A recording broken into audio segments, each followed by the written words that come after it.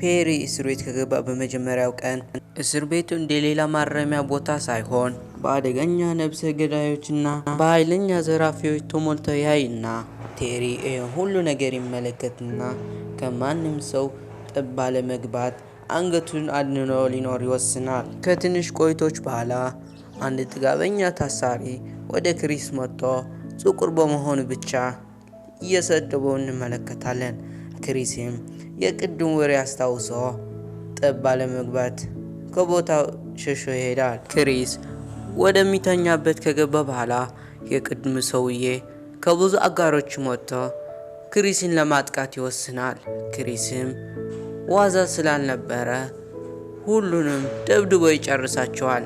ከትንሽ ቆይታ በኋላ ፖሊሶችን ወደ ቦርሳው ይደርሱና እነ ክሪስን ያጠቁ ሰዎችን ወደ አንድ ጨለማ እስር ቤት እንዲታሰሩ የእስር ቤት አለቃው ይወስናል። የእስር ቤት አለቃው ለክሪስ ወደ ተሻለ እስር ቤት እንዲተላለፍ ያዛል። ታሪካችን በዚህ ያልቃል። ቪዲዮ ከተመቻችሁ ላይክ፣ ቻናሉን ሰብስክራይብ በማድረግ ደግፉን። በቀጣይ ቪዲዮ እስከምንገናኝ ድረስ ይመቻችሁ።